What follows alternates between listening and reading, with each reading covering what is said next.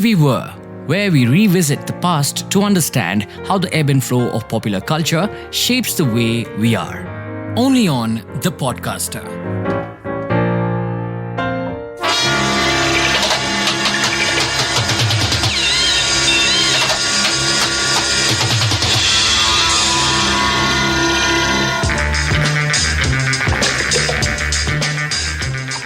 Hi, this is Rima, and you're listening to The Way We Were.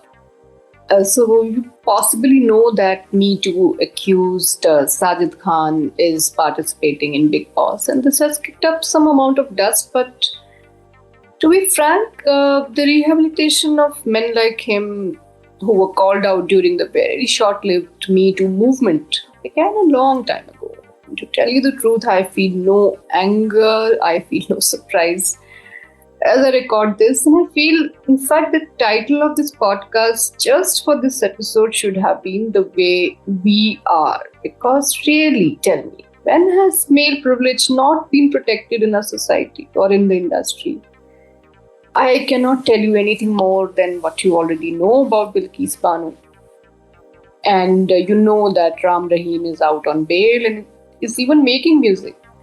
And recently I was reading about this High Court verdict in Madhya Pradesh where the rapist of a 4-year-old child, his sentence has been commuted and reduced because the High Court noted that he was kind enough to spare the life of the child. So, what can I say? Stories of custodial rapes, assault on rural, underprivileged and tribal women, and stories like Kathua and Hathras will tell you that most sexual crimes are crimes of entitlement and privilege. So we can't really pretend to be shocked that even after, what Sajid Khan allegedly did to more than 9 women it doesn't really matter, because now he's slowly but surely being accepted back in the mainstream.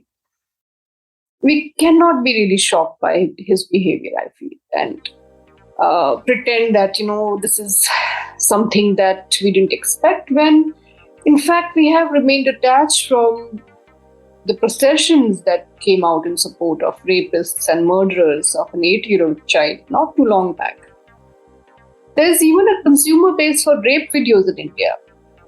And I remember reading some time back that an NGO called India Child Protection Fund had reported that consumption of child pornography in India, in fact, spiked by over 95% during lockdown. So the point is simply this: no female body is beyond violation within the film industry or outside. Every few weeks, I see a politician's, elderly mother being trolled as a bar dancer, and images of actress Ursula Andress, who starred in the James Bond film Dr. Number One. Her images are passed off as this lady's, And not too long ago, the internet overflowed with jokes about the incarcerated and pregnant activist Safura Zargar. Rape threats are issued openly, fearlessly to women on public forums. And there have been public appeals to rape women of certain community. And honestly, we're all complicit because we have collectively shrugged and we have looked away when such comments are made. So what Sajid Khan and what we have displayed is learned behavior. We have learned that godmen, politicians, their sons, and any man with even a smidgen of power can treat women like commodities and get away with it. And we unthinkingly sing along hits like Kudiyon Ka Laga Hai Buffet, or we cheer a hero when in a film like Kabir Singh he demands intimacy at knife point. And some of us may even be part of family chats where our uncles crack sexist jokes, and we are okay with that. That a generation of men think that gender violence is fun, shouldn't surprise us. Because really, where are the leaders, the role models they can look up to and emulate? And in which version of our Sabhyata are men taught the meaning of consent or brought up to police their minds rather than appropriate female bodies. So, as I mentioned before, even before Sajid Khan, the rehabilitation of tainted men had begun in the industry, which has always been protective of male privilege. In fact, on June 1, 2019, just before the release of his film Super 30's first trailer, director Vikas Behel, who had been accused of sexual harassment by a former employee of the now defunct Phantom Films, was given a clean chit by an internal committee. And this so-called internal committee was headed by Reliance Entertainment, which incidentally held a 50% stake in Phantom Films and was also involved in the production and distribution of Super 30. So basically, Mr. Behel was absolved of all charges, and this cleared the way not just for a smooth release of the film, but it also reinstated his position and his name as Super 30's director in the credits. And since then, not surprisingly, he has been busy at work, and his recent film Goodbye starred none other than Mr. Yug Purush himself, Mr. Bachchan. And on June 14th, 2019, if I remember correctly, actor Nana Patekar was also cleared of sexual harassment charges after the police said that they had not found sufficient evidence against him.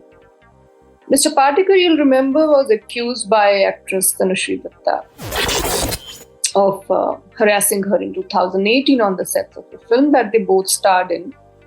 And when she filed a case formally in 2018, it brought the focus back to the deep-seated rot that has gone unaddressed in the film industry. And despite video evidence of Datta's car being attacked on the sets of the film where the inappropriate advances allegedly took place, the police found no evidence that Datta had been targeted in this toxic workspace. And the total negation of her allegations in 2019 vindicated her fears that speaking against entrenched power structures in the industry is futile.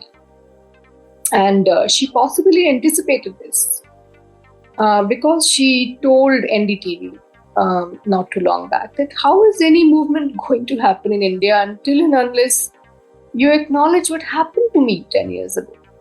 And she's right, because this is an industry where it took a child star of the 50s, Daisy Rani, 60 years to talk about her violation. And she finally told her story because now she has no fear of social media backlash, she has no career at stake and nothing to lose by naming names and acknowledging that she was violated at a shoot by a man she used to call uncle. And she was just 6 then. Her abuser is dead, but Ms. Irani, I feel, has named the elephant in the room. She has told us that abuse not just of female actors but of child stars is not a myth. I remember the 2018 footage of a singer kissing a child contestant on her mouth on the sets of a reality show, and it was disconcerting. But the outrage around that incident has also died down. So, things have never been easy for vulnerable female actors or artists in the industry. Take the story of Rekha, who as a young, awkward 15-year-old was tricked into a long kiss with a much older Biswajit in 1969's Anjana Safar. And her trauma in the film industry as an unchaperoned teen has been documented occasionally, but countless stories have gone unreported. Rajesh Khanna reportedly, allegedly, targeted a young debutante, Sabiha, with salacious comments in his 1986 film Anokha Rishta, and nothing was done about it. Magazines wrote about it, but that's just about how far it went. Magazines also went to town when Tabu, who was just a teenager, had made allegations that a much older star who was working with her sister Farah had made a pass at her. But that story too has been forgotten now. During the Me Too outpouring, writer-director Vinta Nanda narrated a 2-decade-old horrific experience of rape, work-related persecution, and psychological trauma caused by actor Alok Nath. But he's still working and remains untouched by any pangs of conscience. An active friend of mine has often told me horrific stories about the entitlement of male actors, and another friend who now runs her own company once told me how, as a rookie journalist, she was made to feel unsafe by Sajid Khan. But that's her story to tell, and she'll tell you if she wants to at some point. So now voices on the internet, in fact, are rising in Sajid Khan's support to say that he deserves a second chance. And maybe very soon he'll also announce his next film with top stars, and that will happen. I'm sure that will happen very soon. Because it did happen in the case of director Subhash Kapoor of Jolly LLB fame, because he's now busier than ever.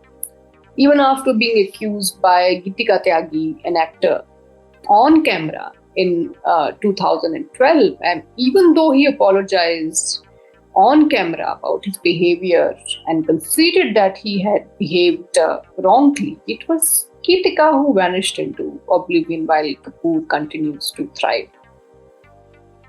Akshay Kumar is often portrayed as a male savior in films and poses as a conscientious supporter of all worthwhile gender-related causes, and he's a national award winner. But he was so impressed with the success of Jolly LLB that he replaced Arshad Varsi in its sequel. No big deal, right? That he worked with Kapoor. Because moralizing is very good for cinema, but it should never come in the way of profiteering. The fact remains that we cannot just blame those who cross the line like Kapoor self-confessedly did. Because there are those who enable such transgressors and facilitate such violations with tacit support, with complicit silence and convenient fence-sitting. And even Richa Chadha, who is an outspoken champion of gender equality otherwise, worked with Mr. Kapoor in a film called Madam Chief Minister.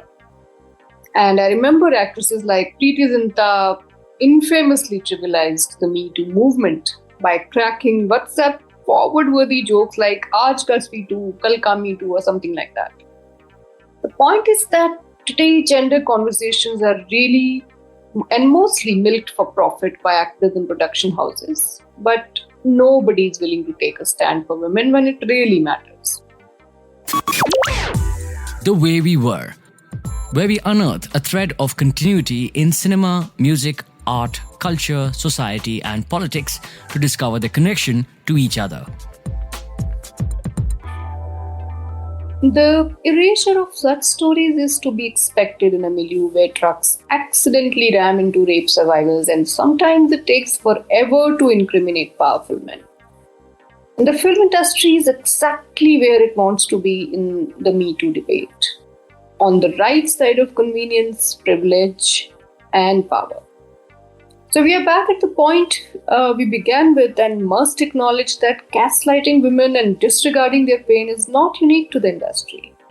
And regardless of how far the discourse about feminism has evolved, the fact remains that women are not important enough to be counted in most cultures and conversations as deal makers or deal breakers.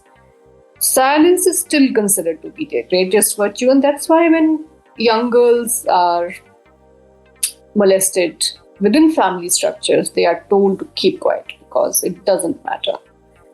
And that's why victims of eve teasers are told to keep their mouths shut and not create a scene on streets and buses. And that is why one of Nirbhaya's rapists confessed on camera that she was brutalized because she fought back.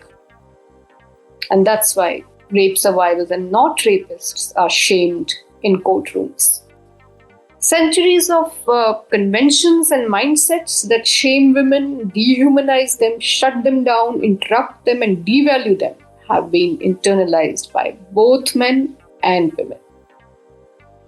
And the reason why men like Sajid Khan and Vikas Bahel, Suhail Seth, Kailash Kher, and Anu Malik are living safely and obliviously in a bubble untouched by the pain they have caused is just this.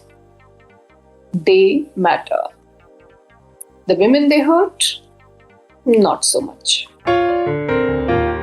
The Way We Were, where we revisit the past to understand how the ebb and flow of popular culture shapes the way we are. Only on The Podcaster.